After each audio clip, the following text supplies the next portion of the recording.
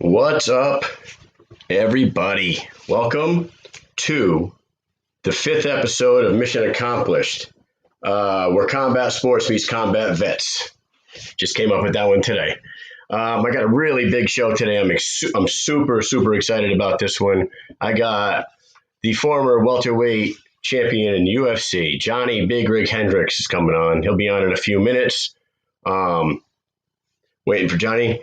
And then following Johny, I'm going to bring in a combat vet, Justin Dupuis, who is the founder and owner of Killfoot Clothing, which is a sponsor of the show. And I happen to be rocking one of their shirts today. Pretty cool. Veteran owned, veteran ran company. So that's what we're all about here. Very shortly, I'll have Johny on. For all you guys that don't know who he is, I can't imagine you're tuning in if you don't know who Johny Hendricks is.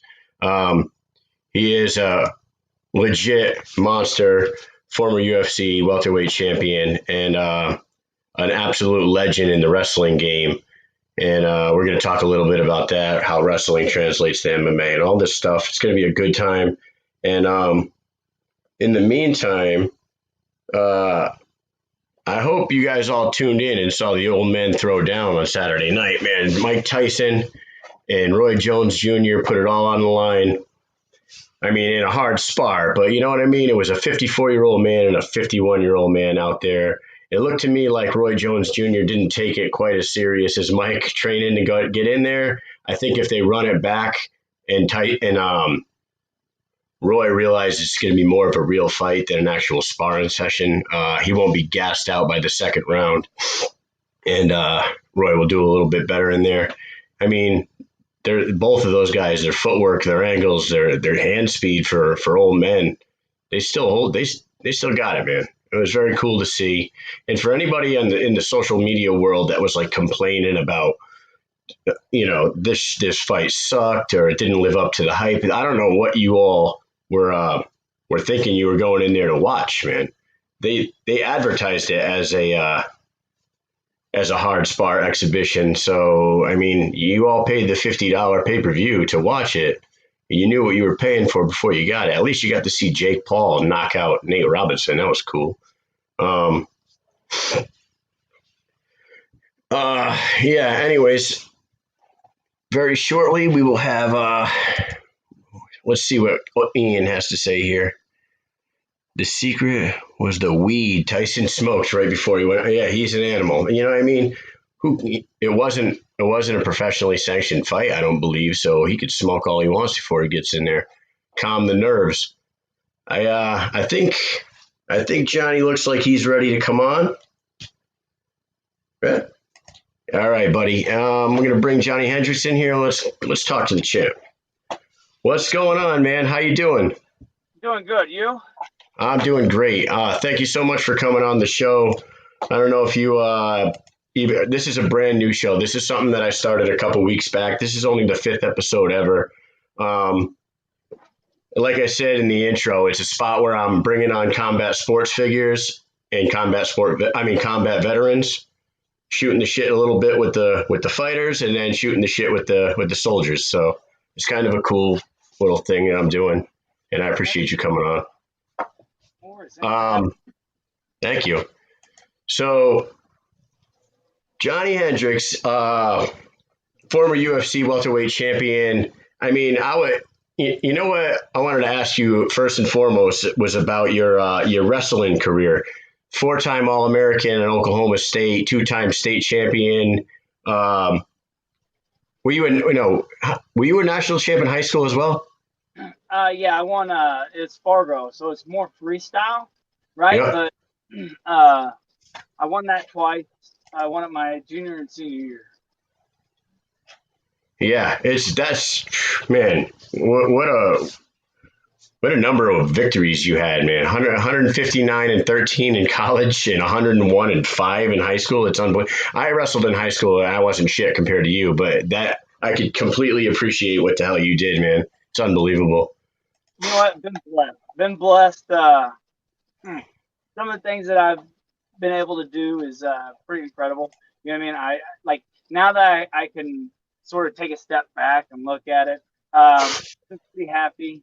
Like I said, super blessed. It's been a fun ride. I can tell you that. Yeah, and so when you started transitioning from wrestling to mixed martial arts, what was like? You always hear people talk about like amateur wrestling versus MMA wrestling. Is that a real thing when you hear people say that, or is that just something people say? Like, did you have to change a lot?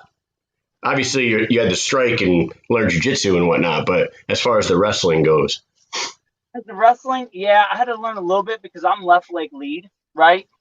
So being left leg lead, I'm a southpaw, so I had to sort of learn how to re-wrestle right leg. But in high school, I did a lot of I'd wrestle right leg lead and left leg lead some. But whenever I got to college, Coach Smith was like, "Hey, do you want to be good at being able to wrestle, or do you want to try to be great?" And I was like, great. You know what I mean? Like that's not a hard question to ask. He was like, all right, then focus on one thing, one side only, and go from there.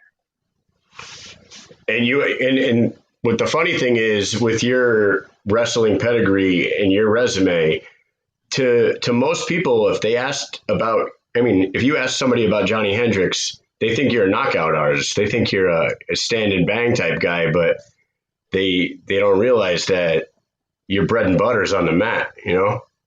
Well, that's the thing. So, but see, whenever I was coming up, there was a lot of people didn't like to watch wrestlers fight because of that reason. They would be like, oh, all they want to do is take them down, hold them in position and go from there, right?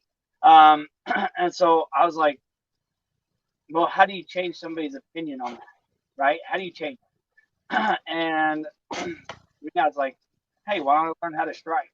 Why don't I get really good at striking? If I get really good at striking and I can maybe, show people that wrestlers are more than just takedown artists. And that was sort of my whole goal, was to do that. Well, one of your most famous matches was against George St. Pierre, and a lot of the criticism against GSP, when people talk about their favorite fighters and whatnot, a lot of people thought GSP dragging his opponents to the ground and holding them was boring to them. So I totally get what you're saying. Now you had 26 total fights, which is incredible to me. Is 21 of them were in the UFC, correct? You basically spent your entire career with the biggest promotion in the world. Yeah. So I started. Let's see here. I started in 2007. I did 3 fights, and on my 3rd fight, I got with tap out. And usually, if you win with tap out, they throw you into the WEC. And with the WEC, UFC bought them out. So as soon as he bought them out, I was only able to get 2 fights.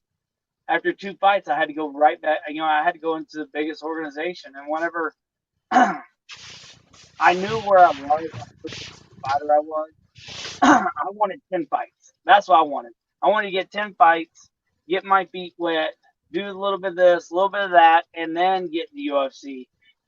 Sometimes God doesn't have that plan. And the next thing you know, the UFC buys out the WEC. I win my fight, and as soon as I won that fight, that's whenever, if you win that fight, then they give you the you win a contract in a sense, right? And in that contract, the next thing you know, I'm running and gunning with I like to call it was a small pond with a lot of big fish. Was it a when you make it like that as a beginner and you just signed to the UFC? I don't know how this works. Is it a fight to fight contract, or was it a multi fight? Yeah. So when you first start off, what happens usually is that they do they'll do like a 3 fight deal, and you got to win 2 of those 3. Does that make sense? Yeah. Then they see if they want to, right? And usually, if you win 2 out of 3, they do want to keep you, and then you then you go on and you do something else, right? You do Yep. another 3-fight deal, another 3-fight deal, another 3-fight deal, and so on until you get to a certain point. Then they'll ask you, hey, do you want to do a 5-fight deal or whatever, right? If they know that you're going to be around for a while, they might offer you a 4 or 5-fight. And you hit the ground running, man. You started off, tearing through people. Your first loss against Rick Story was on my 29th birthday, and I actually remember that. December 4th is my birthday, and Oh, nice. yeah, so I just remember I hate to bring up your first loss, but but after that you won like 6 straight and got yourself right into a title fight. So who gives a shit, right? Yes, but you know what? That fight, I needed that fight and I needed that loss. And the reason why is because for all the fights leading up to that, I was always getting away with, hey, one game plan, right? And then Yeah. I get into a fight with somebody that the one game plan that I had, it was very successful in a rhythm of not getting punched, right? But Mm-hmm. it was success on a win. And that at that time, I remember walking out of that cage and I looked at my coach and I said, we failed. He's like, what do you mean? I go, I will never have one game. I want 5 or 6 game plans for this next one. And the next thing you know, we're developing 5 or 6 game plans for one person. And on that 5 or 6 game plan, I can mix and match to make a successful fight, right? And that was Mm-hmm. my goal, is to do that and to grow. And the more you do that, the more you grow. And that's sort of what helped me get to where I was. Yeah. After that, you can't. It's like when you go to war. Any kind of mission, you need a contingency plan. You got to have a fallback plan, because chances are that first plan isn't going to go right. So that was a nice little education lesson that you learned there, I guess, right? And yes, and that's the thing. Is like, you understand, like in wrestling, I can have one game plan, but I can maneuver you into that game plan. Does that make sense? Where in Yeah. fighting, you really can't, because if I want you to do this, what do I have to do to make you run that way? I have to put myself in danger, right? And if I put myself in danger, well, how long are you going to last as a fighter? And that was sort of my game. That was sort of my mindset, was like, okay. But if I have, and I use my wrestling more for a scare tactic. You know what I mean? Mm-hmm. I've won a lot more fights if I used it more, probably. But you go back and you look at some of my fights, I use my wrestling a lot in those fights, and people will be like, man, why did you take him down so much? I'm like, because it was so easy. Yeah. Sometimes your body can't stop yourself from taking somebody down. And it's just, it's all a learning curve. It's all, you just got to keep at the grinding wheel. Yeah. Well, I remember getting my first ass whooping in high school, and like my old man said afterwards, he said everyone needs to get their ass kicked once to get humbled. So, it wasn't in a cage like you, but it could have been in a street somewhere. You know what I mean? You had to learn. And that's the thing, is I tell everybody, winning is easy. It doesn't, how you handle yourself after a loss is who you really are. You know what I'm saying? Like, Yeah. you storm off of a mat or out of a cage or out of wherever, whatever you do because you lost, then that shows me your true character. I always want a guy that was just like, man, you know what? I'm going to try to get better from this. I'm going to try to do this to develop myself into what I want to become. Yeah. Like, I think it's Connor that says, he always says humble in victory or defeat, right? That's basically, that should be the motto for everyone that's in this sport. Yes, definitely. Yeah. So you were 3-time knockout of the night.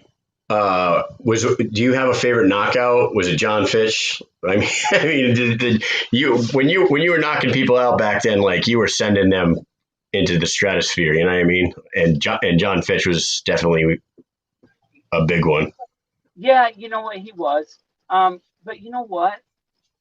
Sometimes after those knockouts, I wouldn't be happy because, um, whenever you train for 3 months for one thing, you know, when you're in there for a short amount of time, Yeah. you're the build-up's there, and you're just like, that gummit, why did it like, why did I hit him so hard or this or that, right?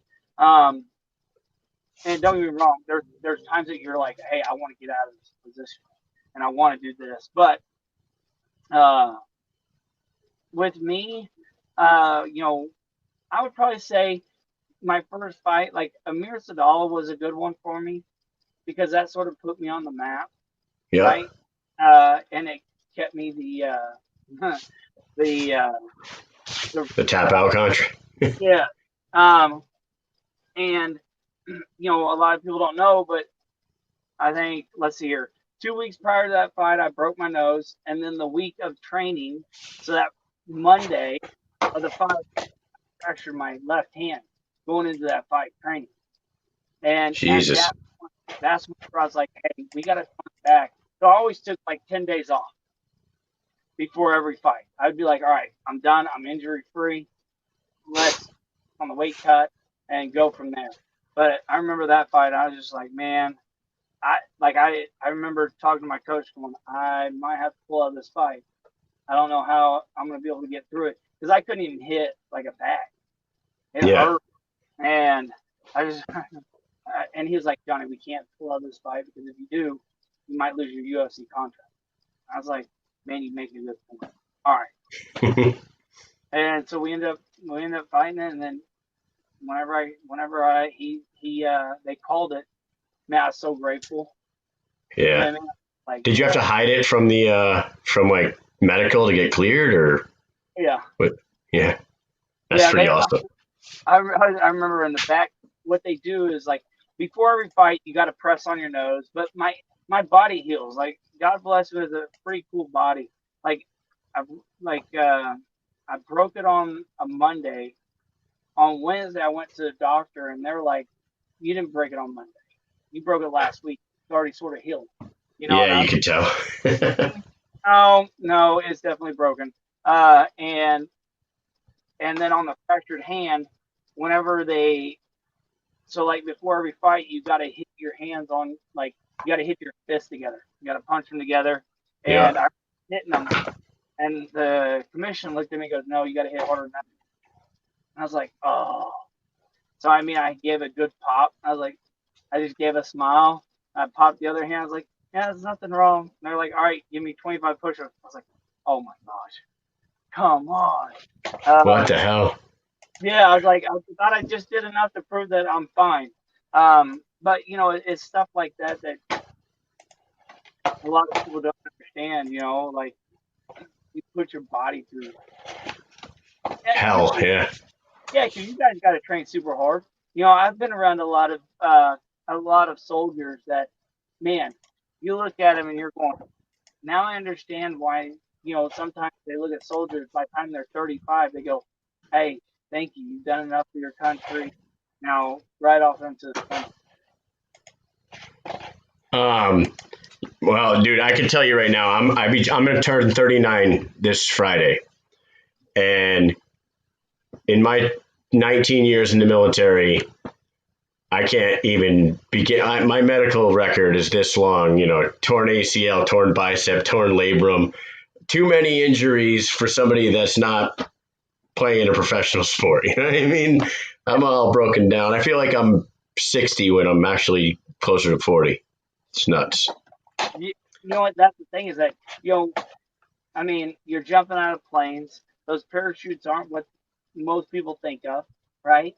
Yeah. You're jump over walls. You're having to train this way, do that, and you're putting your body through like the maximum it can put out day in and day out. Because if you don't do that, you're going to lose your job, right?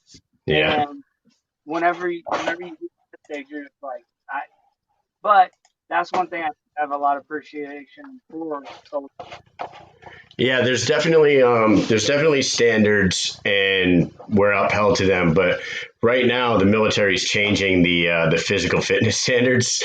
So they got this whole new test for us, where it's more geared towards actual combat, where it's like dragging a sled, throwing a medicine ball over your head, dead hang, pull up, stuff like that, like shit you would actually do in war, like climbing over a wall or carrying a person or dragging a body. Um, they're not failing anybody on these tests right now. So there's a lot of lazy ones getting past the standards right now, man. I'm not gonna lie to you, but that's another story. Um, your favorite fight of your career? You got one? You know what? Man, oh, there's a couple.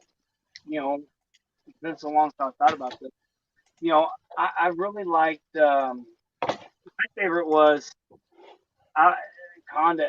Conda was a really fun fight for me. Yeah, I because of he listened so well to his coaches whenever he was fighting, when we were fighting, and when we were in there, and I hear his coaches telling him what to do, and my whole time I'm like, "Don't do it, don't do it, don't listen to him."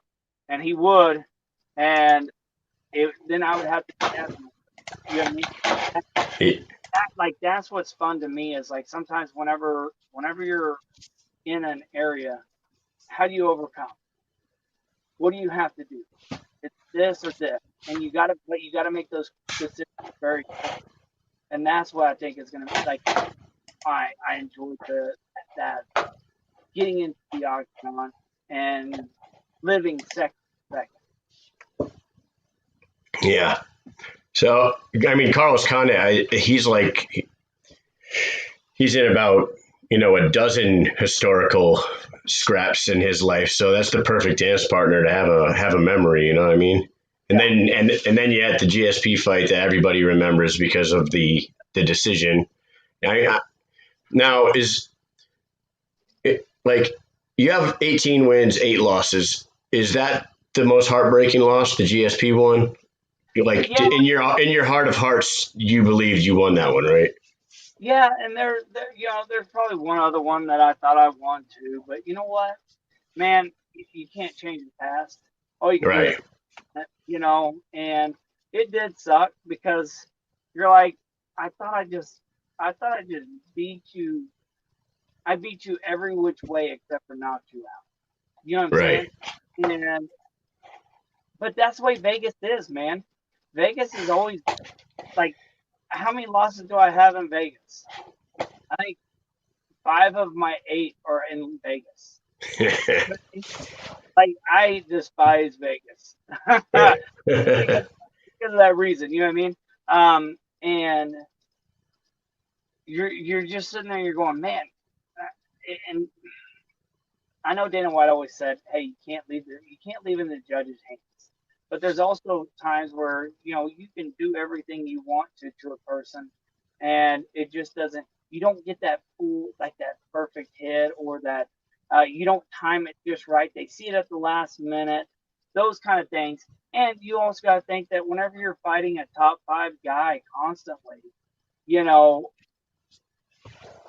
the likelihood of you knocking them out, it starts going down. You know what I mean? Yeah. The reason why I could fight, I could knock out those guys earlier on is because they didn't really know. And I think people started figuring out how they didn't know how quickly I could get out of position, right? Close that distance. But what they started doing is they would try to stay that half step back to give them a chance to see it a little bit easier. You know what I'm saying? Um, Yeah.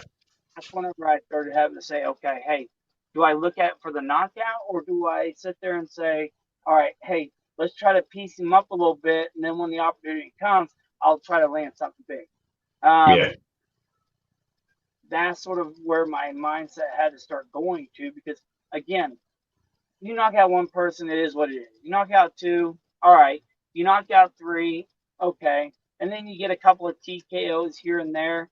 And then, but once I knocked out John Fitch, the next one was Camp, right? Then after the Canton, that's when everybody was like, all right, we have to change our game plan to what he's doing. And so I ended up adapting it as well. Instead of adapting to my wrestling a little bit more to bring in my heat, I think um, I just focused on more the striking aspect to try to shoot my hands to where I could do the knockout. I think that was the Yeah. only I could if I could have went back, I would have tried to focus a little bit more on the wrestling aspect to get them where they didn't know if I was going to hit them or go for the takedown. Well, yeah, I think it was a late takedown by GSP that kind of swayed the judges, right? Didn't he double leg and like drag you down the fence and didn't do anything with the takedown, but in the Oh eyes yeah, of yeah. And then I got right back up, like I think like 10 seconds the, later, right when the bell was about to end. I think we're in mm-hmm. a neutral position, but yes. And I'm like, okay, so 2 takedowns can win you the fight, but his, all the strikes I've landed, all the other things. I mean, how many people did I, what I mean? Like, and that's what's very frustrating. You're like, dude, okay, takedowns win the fight for me or lose me the fight that time. How many times did I get a takedown and it lost me the fight? You know what I mean? Yeah. Guys, you got to be, and I think that's sort of what hurts MMA too is the consistency of what the judges, you're getting Yeah. judges in there, and you get boxing judges in there. They don't know, do they want to score takedowns for this fight or do they want to do strikes? Do they want to, how important are the kicks or this? I think there's enough retired MMA people who know how to fight that could be good judges. Yeah. And Couldn't agree more. And not only that, but here's the thing: is that I've sat behind so many commissions that they're looking at their phones. They're not even looking at the fight. You know what I mean? They're Yeah. until they hear something, or they'll look at their phone, they'll send a text, and then they'll put it down. They'll watch the screen, and then they'll be like, there's nothing really going on. And then they'll hear like the crowd go, ooh, and they'll look up, and then their screen 15 seconds delay, but it's still the fact of the matter that you're going. They shouldn't be worried about the oohs or ahs. They should be in a hotel. We have Wi-Fi. We have all these other things. Look, we're using it right now, right? Mm-hmm. Put them in a different room, and they don't get to keep their scorecard. Yeah. 1, submit. Round 2, submit. Round 3, submit. It's paperless, and guess what? Whenever he gets up there, they print out the card, one card, and then they go up there, and Bruce Buffer, he's like, "Yep, there's your one," and they go from there. You know what I mean? It's almost like have you ever seen the app? It's called Verdict. The Verdict app. Verdict MMA is an awesome app, and it like pools the world, like the world of MMA.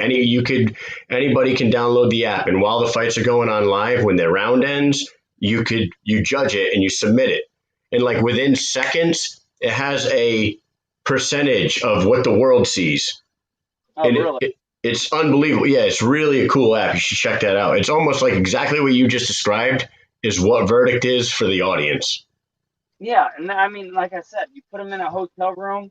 They each get their own hotel room, and they're only in there for that night. So I'm pretty sure everybody they have their own. You know what I mean? Every hotel has one room open at least, and you know what I mean, or 3, Yeah. in wherever they're at, and you put them in there, and away they go. And it's muted. They can't get, and you have like a UFC person in the room with them, so they can't just not. Yeah, monitoring. Yeah, somebody to check on them. But I mean, like you look at that right there, and you're going, all right, now you're talking. We could have a really good. I think that would change a lot. I think that would change. And like I said, you pay a retired UFC guy, been in there, knows the rules, knows what he's looking for, and and you could even sit there and say, all right, hey, Johnny's going to be my our judges tonight. Hey, he likes to throw hands and he likes takedowns. So hey, if I'm and if I'm focus on those things, he's going to judge it well for him. You know what I mean? Mm-hmm. Yeah. Damage plays a big part on it too. So if you hit him 100 times, but the other guy hit you 75 times, but the guy that hit you 75 times doesn't look like much, you know, you got some red marks. But the other guy, like he's been hit by 200, you know, 200 or 300 times. Which way are you going to lean the fight? Oh, I'm going to put it for this guy. Because damage is not. Yeah, it's a broken system that needs to be fixed for sure. Can I ask you something that I don't know if it's going to piss you off or not, but when I posted that I was going to be talking to you, a lot of the Twitter keyboard warriors get in the comments and they try to discredit your fights because of the end of your career. And they blame it a lot on the entry to USADA, and then they say that you were doing PEDs and whatnot, even though you never failed a test ever. What do you say to these people? Because I believe it had a lot to do with the weight cut restrictions that USADA put on you guys. Because you're a big guy, you're short, you're the exact same size as me. I'm 5'9", 210 pounds. So for me to cut to 170, and like I said, I used to wrestle in high school. For me to cut to 170 and not be able to use whatever I can to rehydrate after the weigh-ins, like when they banned the IVs, I think they've screwed a lot of people over. What do you say? Well, that's what's PEDs or whatever you said. What's that? Right. You can go right in the comments and you're like, oh, he was juiced. And I'm like, where? You know why people say I'm juiced? Is because I grew up country-wise. You know what I mean? Yeah, like farm strong. Yeah, farm strong. Hey, like people don't understand this. Whenever I was 12, I was building fences. And in Oklahoma, if you've ever held a 50-pound T-post driver and you do that, wow, you know what I mean? And then after you do that,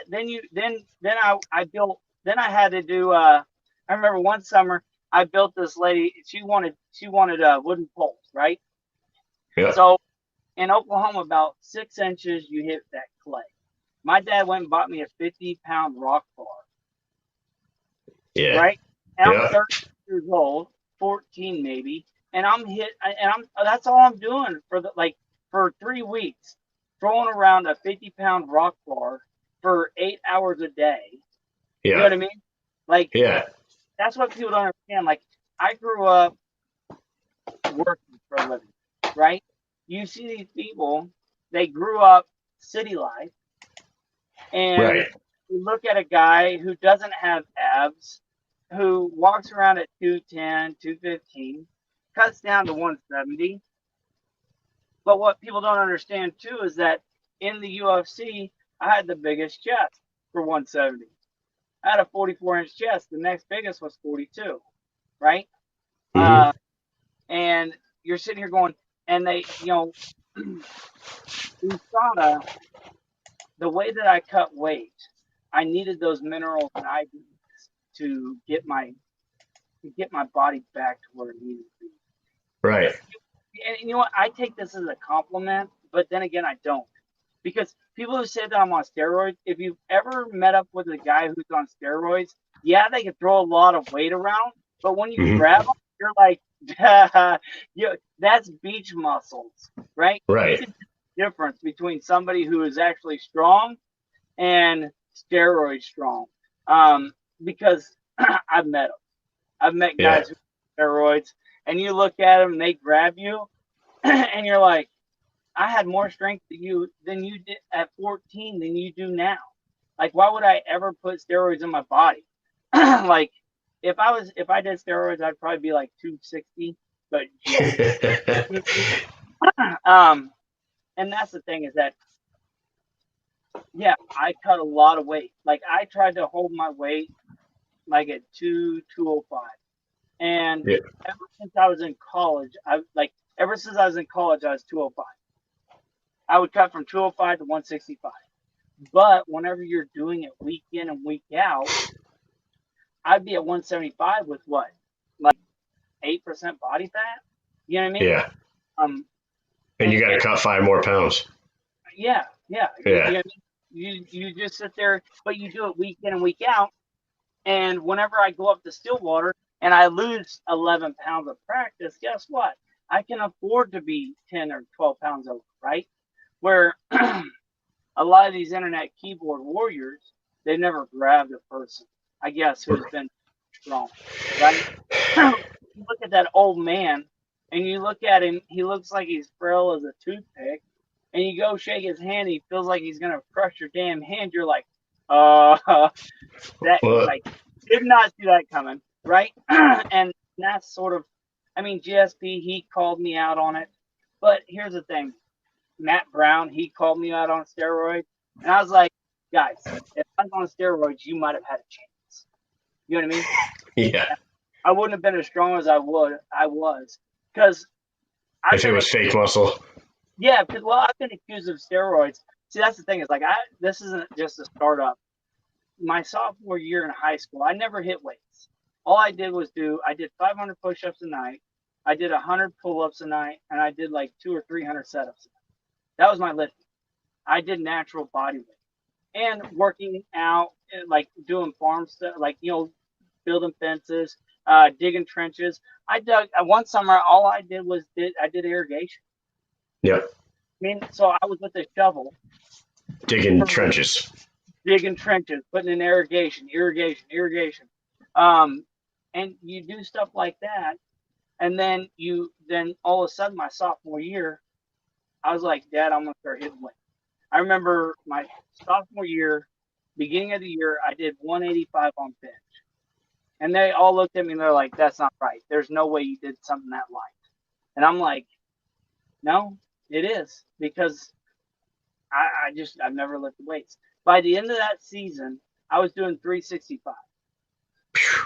That's insane. Well, because all I've ever done was natural stuff, right? Yeah. And that was it. And then whenever you put in weights, yeah, you blow up, you look all big and buff, but guess what?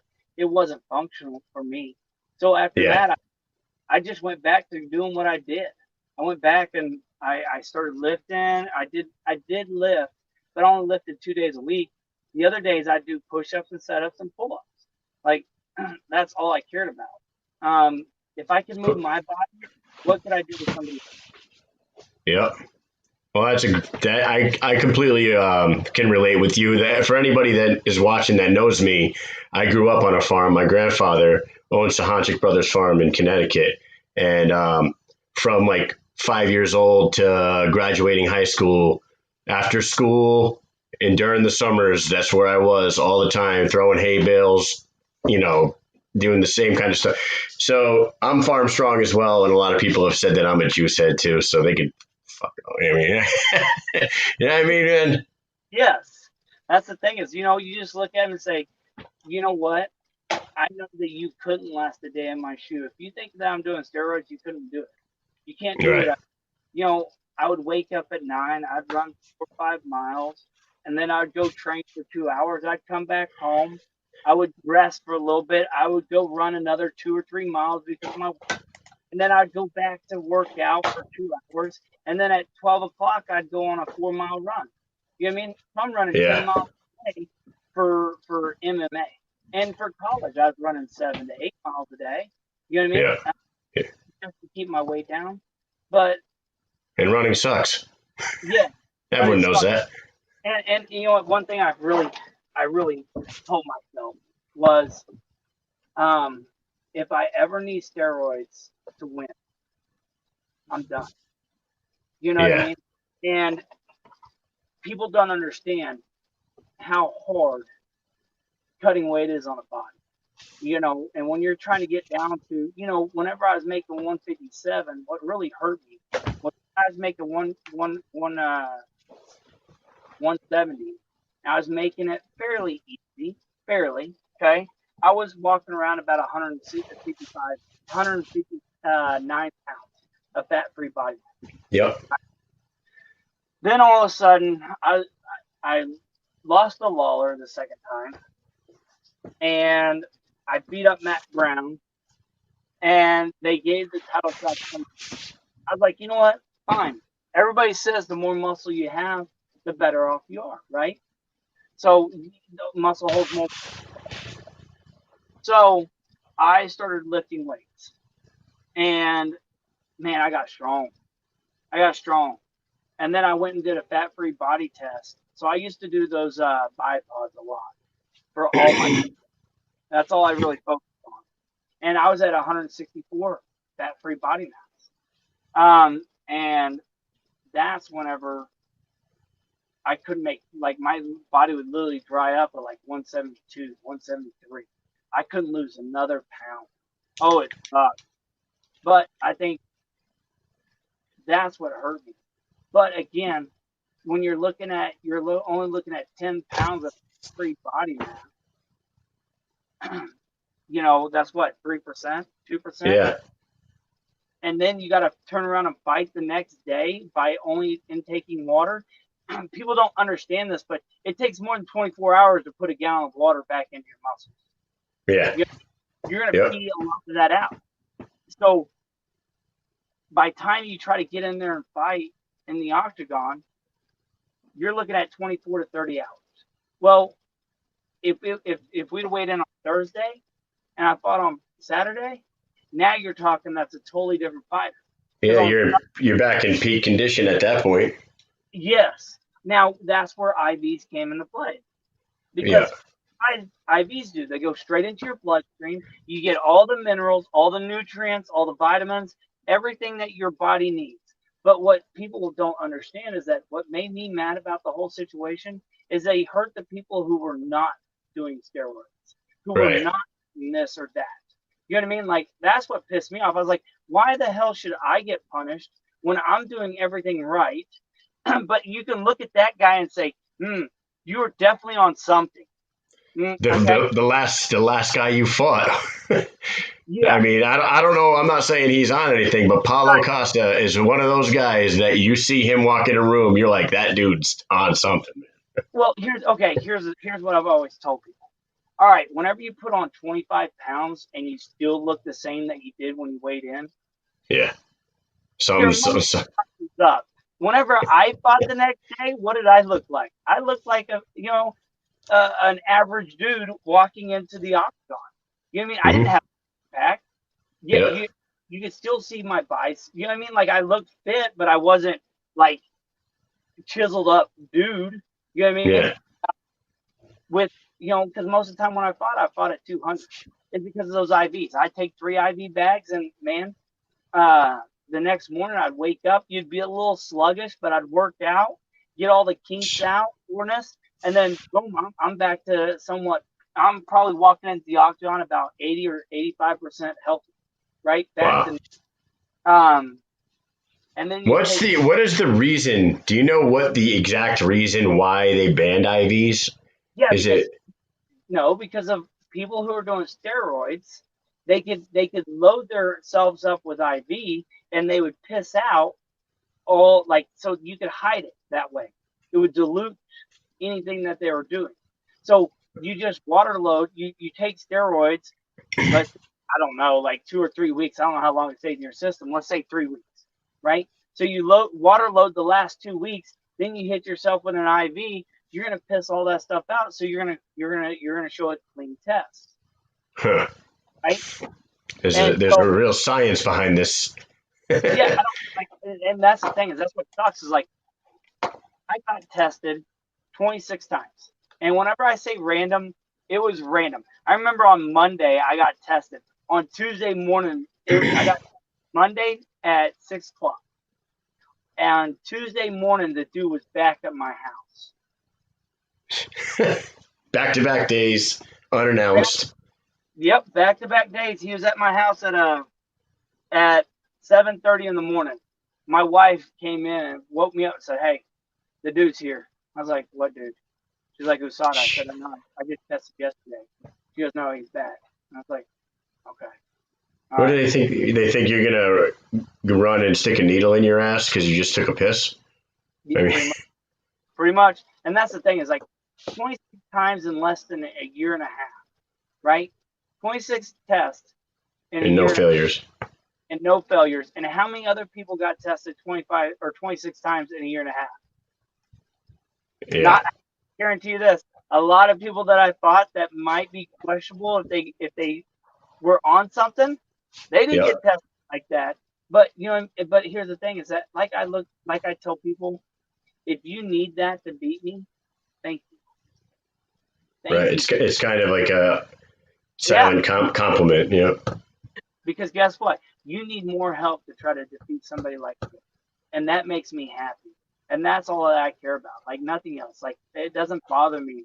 Like if you want to do steroids and you want to ruin your body and kill yourself at an earlier age, guess what?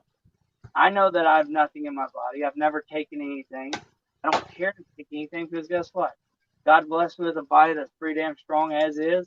And if I lift some weights, I'm gonna be a pretty big dude, just naturally. So there's some people who are blessed like that, and there's some people that aren't. And the people that aren't, they either look at us envious, and they say that we're on steroids, or they go do juice, and they're like, the only way the guy can get that big is that he's on juice. Look, I got to where I am because I'm on juice. You know what I mean?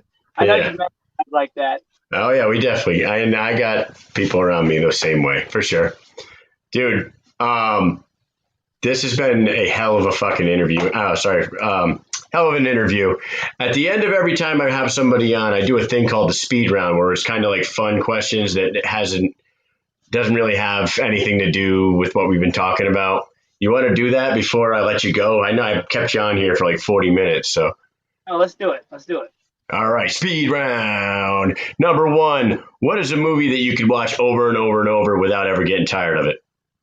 Oh, man, I got a couple. Dumb and Dumber, Super Troopers, and Chris Farley. What is it called? Not Tommy? Tommy Boy? There you go. Dude, hell of a selection. I love it.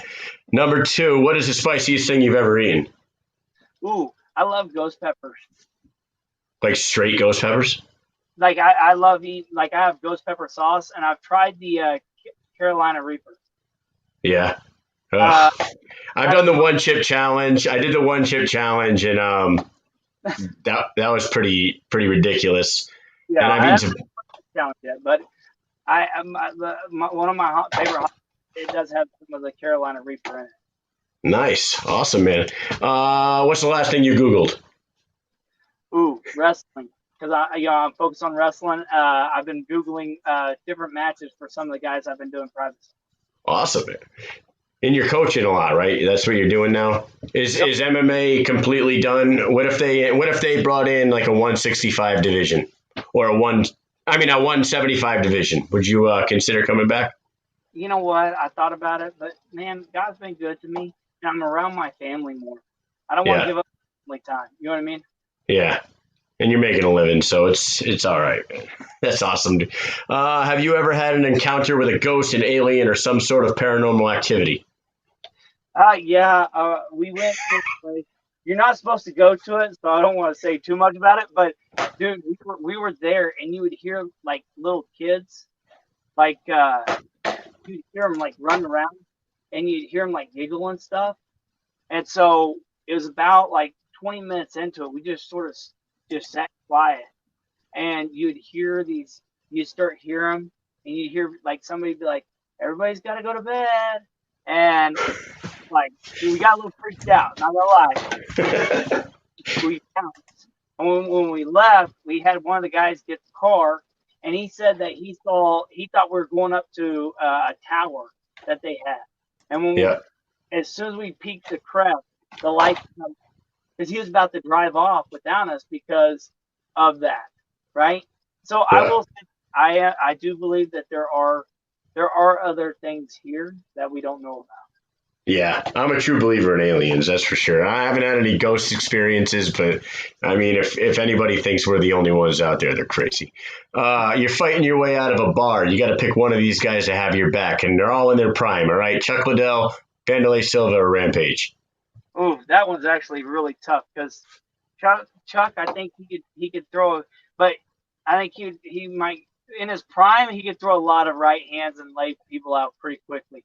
But you got Wanderlei or Silva, he's going to throw multiple punches on multiple different dudes to get them out, right? And you got Rampage, who's all he needs to do is just pretty much he'll just body slam everybody. So I don't think you can go wrong with any of those. But if I had to pick one, I'd probably go with Chuck Liddell because he was a wrestler. Awesome. Love Chuck. Who would you want to play you in a movie about yourself? A movie about your life? Dadgum. I don't know. That one I don't know. I don't know any actors. Oh. No, we'll just say Leonardo DiCaprio and we'll move on. What's your favorite Christmas movie?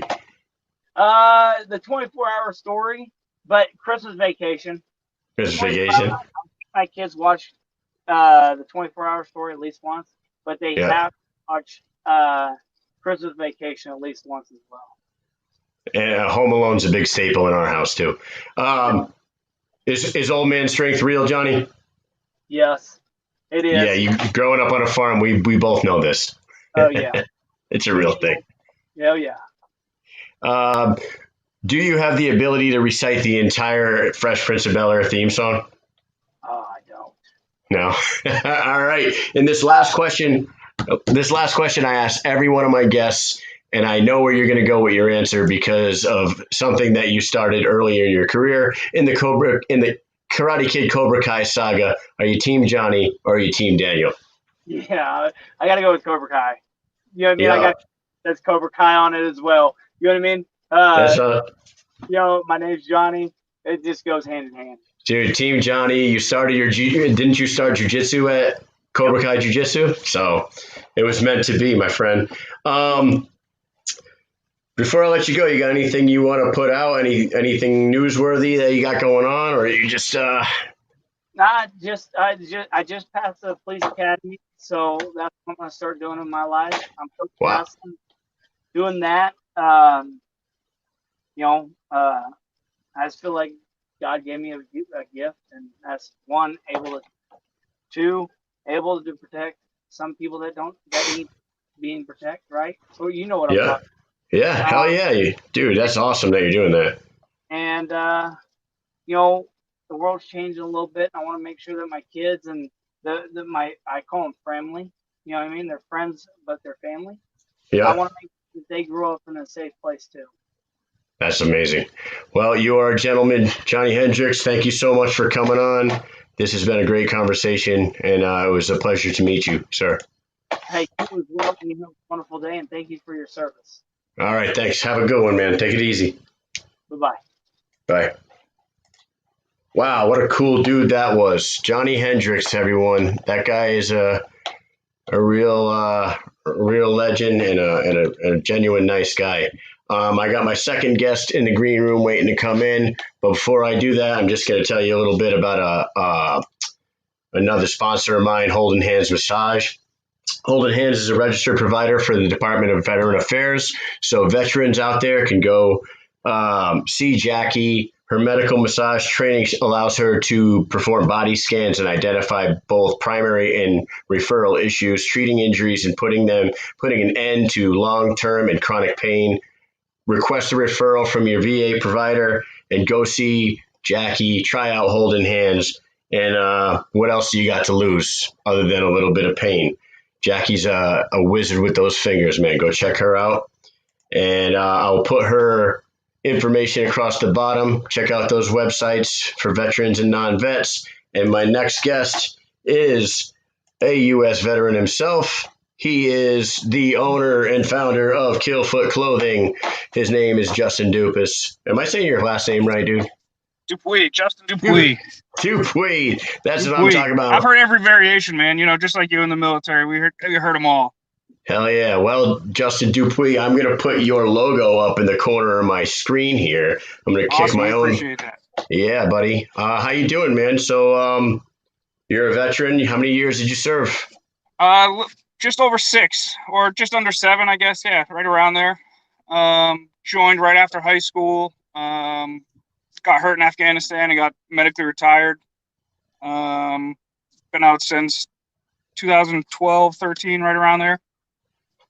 All right. And when did you jump into the Killfoot Clothing game? Was that something that you had in mind while you were a soldier, or is that something that you come up with afterwards in your? No, definitely not. It was definitely a few years later. It was actually my partner Brent that brought it to me.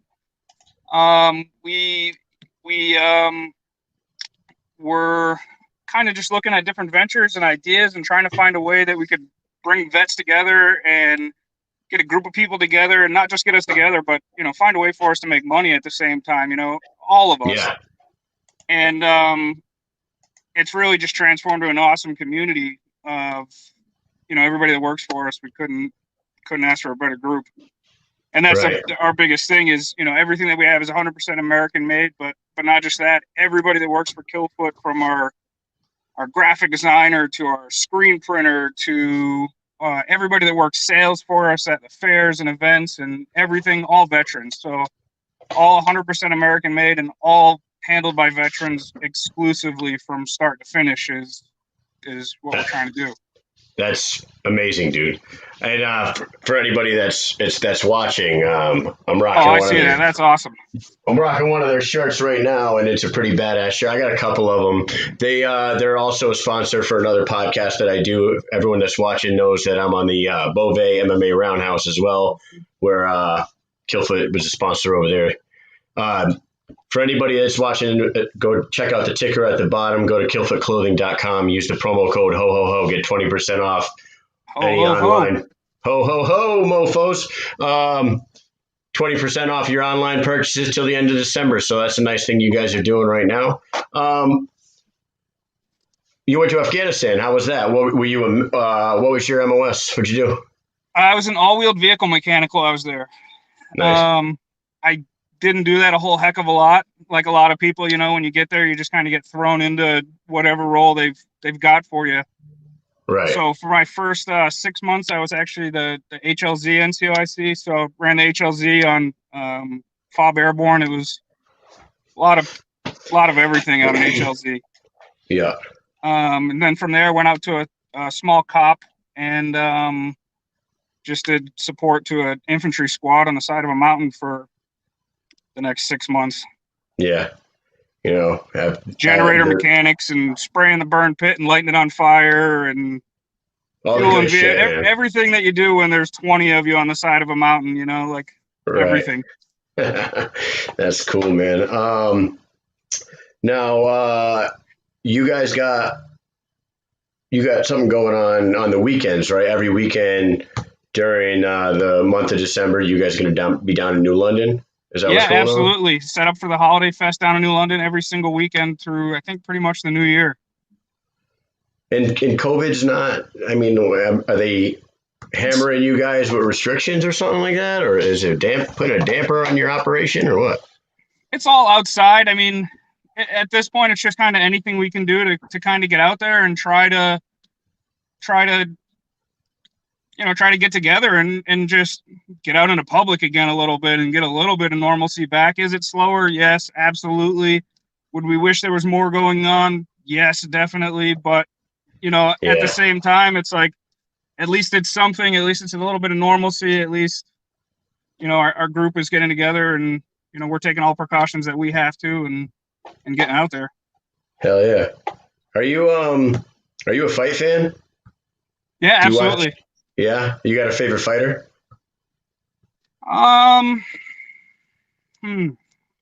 Ever or now currently? Either one. Johny Hendricks.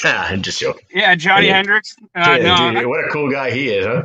That was an awesome interview, man. He killed it. Like just the last two all of them really. Just everybody seems to open up and be really honest and really let loose with you.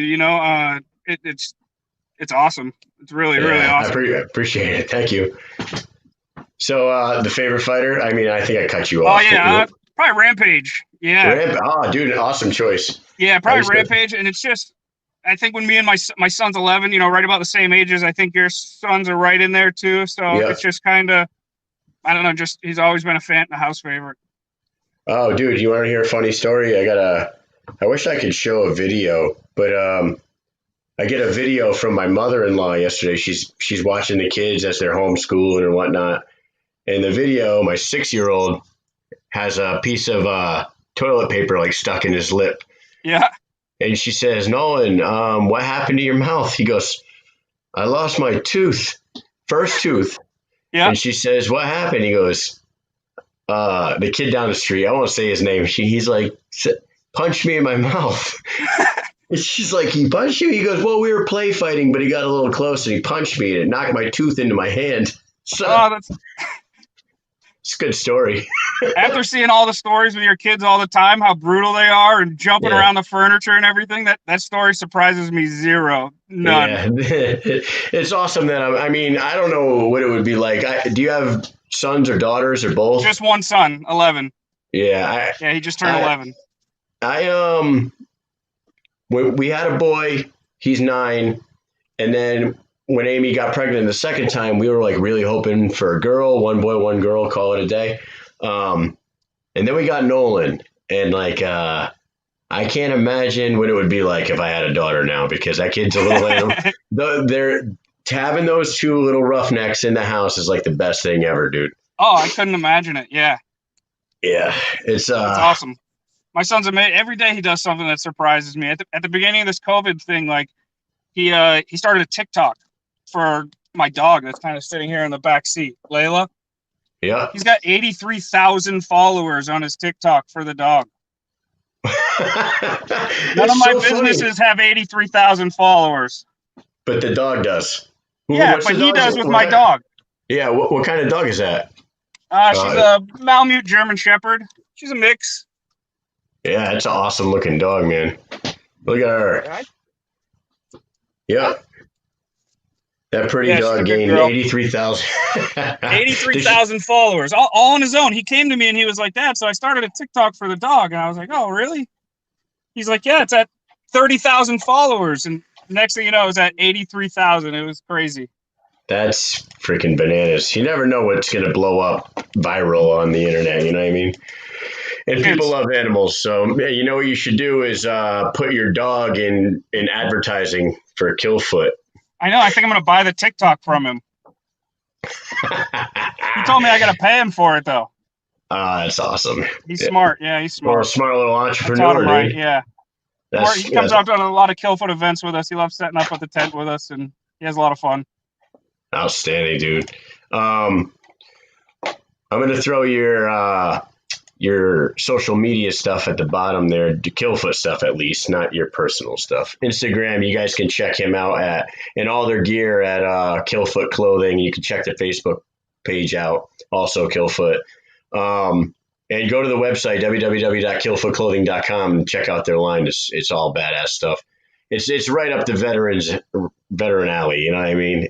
Absolutely, 100%. Yeah, we 100% know what we're doing. We're just trying to do it with 100% American-made materials and vets from start to finish. Different from the other guys a little bit.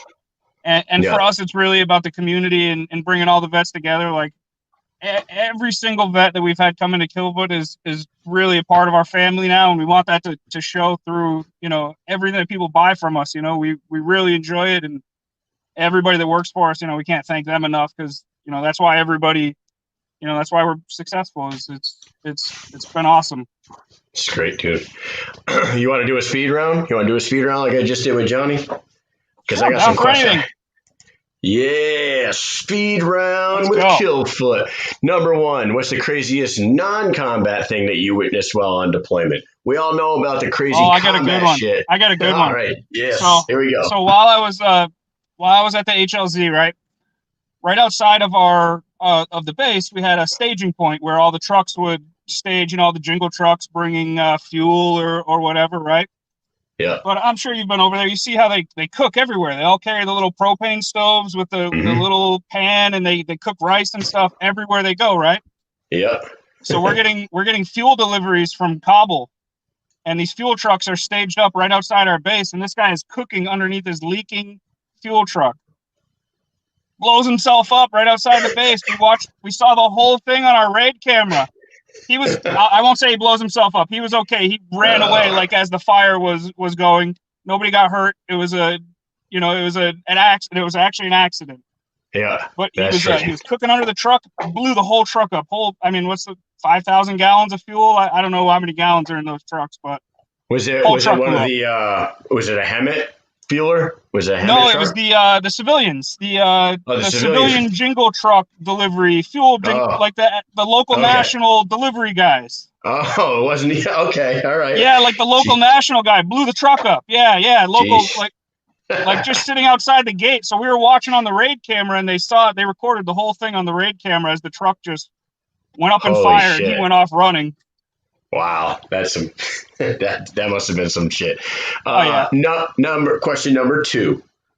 Rank these Stallone franchises 1 to 3. Rambo, Rocky, Expendables.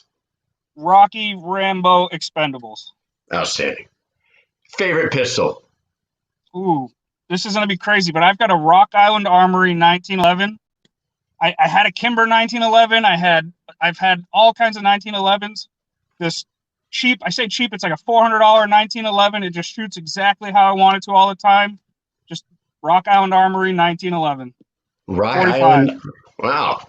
My favorite gun is not my gun. It's my dad's gun when we go shooting. He has a Kimber 1911 with a custom grip on it. And that thing is just unbelievable. I had one a couple years ago, and this Rock Island just for me, it outshot it. I always felt more comfortable with it, so I did. Yeah. You find what you like and you stick with it, man. Exactly. If you guys could pick a band or an artist to create and perform a Killfoot theme song, who would the band be? Whew. Man, I'd have to really do a lot more homework on that, because I try to find a band that had some vets in it, to try to stick with, having all vets. So, yeah, man, I guess am I a terrible person for not knowing what vets there are that are crazy artists out there that would are making great? me. I don't. You know what? I couldn't tell you any comment. I don't like any veterans that are out there in the music game. So I'd have to find one. I know that like certain bands do a lot of stuff for the military, like absolutely, 100%. Yeah, like Five Finger Death Punch does a ton of military related stuff. So that's I was in Korea. We actually hung out with Puddle of Mud and Saliva. They came and did a concert like on the bases in Korea. Yeah. The base I was at was tiny. It was a small officers camp, and almost nobody went. So after the concert, we were at the Mitchell's bar or whatever, and the guys from Puddle of Mud and Saliva went out in Korea and drank with us. It was actually pretty cool night. Wow, that's a pretty cool story. Yeah, it was a good one. What's a terrible movie that you love? Oh, terrible movie that I love. Probably any Adam Sandler movie. Like, I mean, I guess they've just gotten to the point now where they're all the same, but I still watch them and I still laugh the same. So, it's kind of like watching the same thing with a little different storyline at this point. So I guess I'll call them terrible, but I still watch them.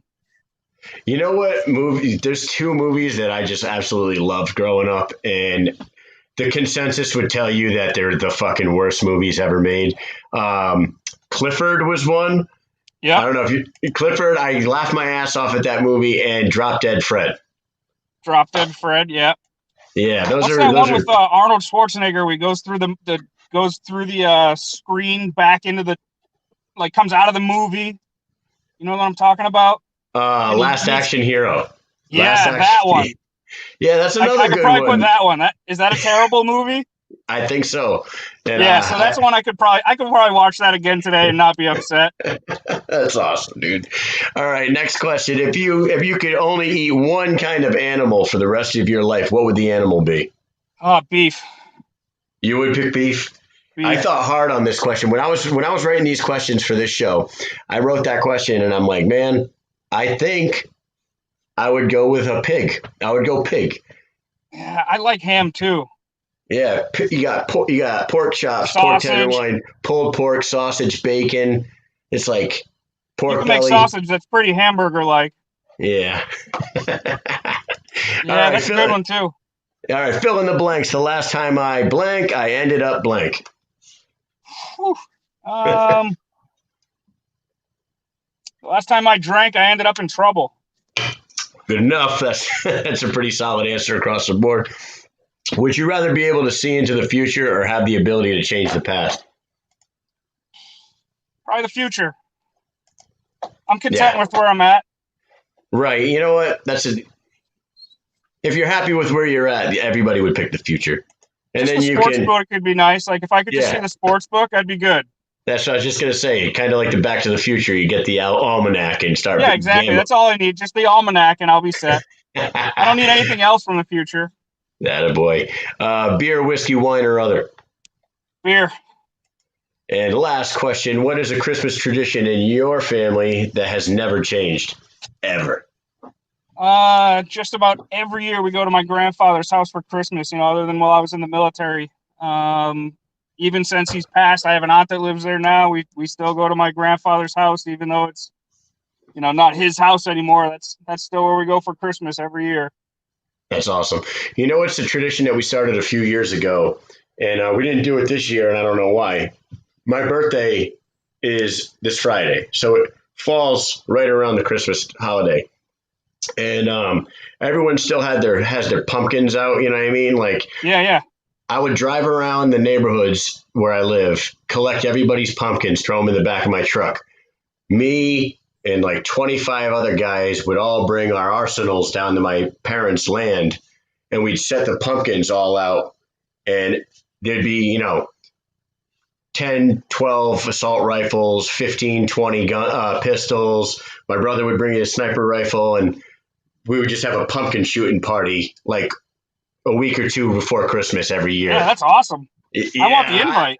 Yeah, well, you know what? If we bring it back next year, the pandemic is really putting a damper on all our fun. You know what I mean?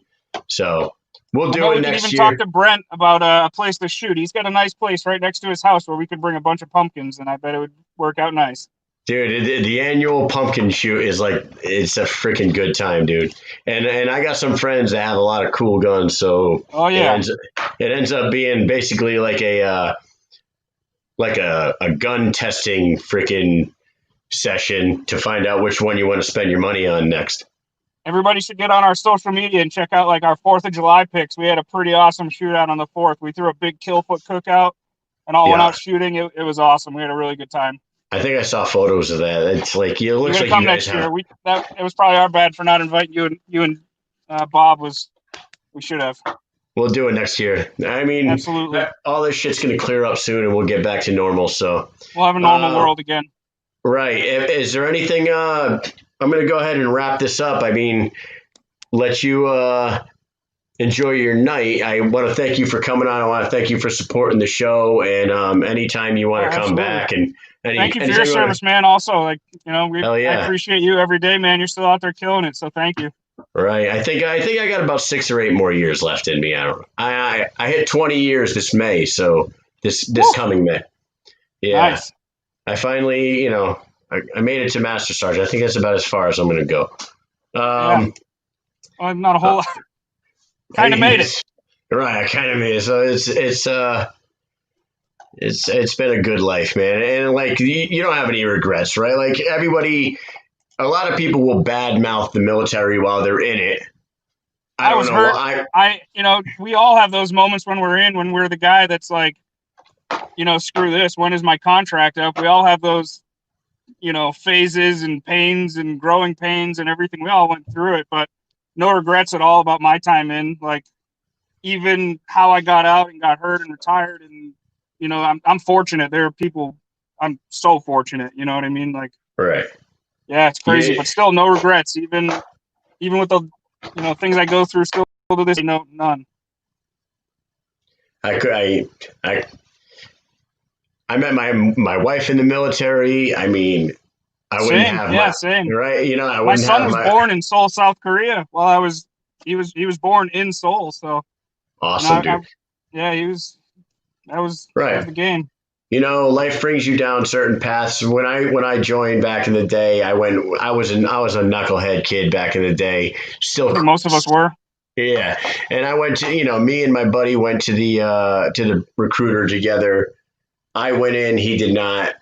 Our lives went completely separate paths. I mean, we're both doing all right for each other, but like, I couldn't go. I would never change anything. It's all. Yeah, mine was similar. I went in with my best friend to the recruiter's office. He's still in. He's a UAV pilot now.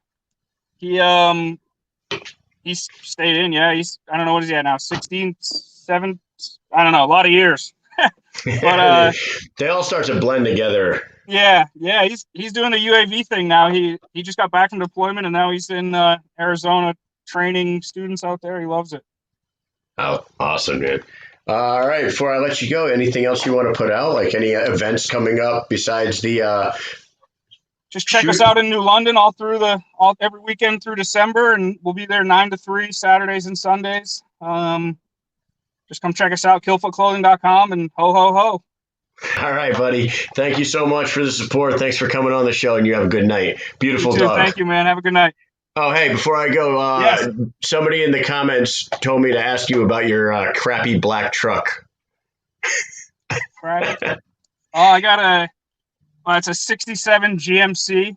Yeah, I think it was old Bob. Mish'n dump truck, but it's still crappy.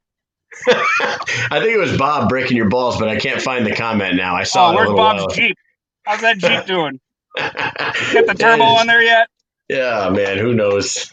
He's got that. He's got that doom buggy that he's out in the woods with constantly now. I don't know what that I know. thing's I'm called. jealous of that thing. That thing's awesome. Yeah, it looks awesome, man. Yeah. All right, my friend. I will be in touch. We'll get together one day. Maybe I'll swing down into London this weekend if I don't have anything else going on. Definitely, Show my man. We kids look some forward to Killfoot it. Come stuff. check everybody out. All right, man. Have a good night. Thank you so much. Good night, man. Later. Bye. All right. Another successful mission accomplished. I got to tell you, man, Johny Hendricks is an easy dude to talk to. That was an amazing conversation. Justin, J. Dupuis. Man, I think I fucked his name up again. Dupuis. Another gentleman, another veteran. Thank him for his service. Go to the website. Check out Killfoot Clothing. Tune in next Wednesday when I have the Cage Wars super heavyweight and heavyweight champion Jeremy Wolfolk on. Another vet, by the way. I'm going to have a veteran guest on that night, but he is actually a Navy veteran, and I can't wait to talk to the big man himself, always smiling. I tried to look for like mean pictures of Jeremy on the internet to make an ad for the show, but the goddamn guy seems like he's freaking smiling even when he's in the ring fighting. Like he's like the happiest dude ever. So tune into that one next week, and I'm going to let you guys go for the night. Like, comment, subscribe, and share the show, please. Follow the page. Let's get this thing going, all right? Mission accomplished.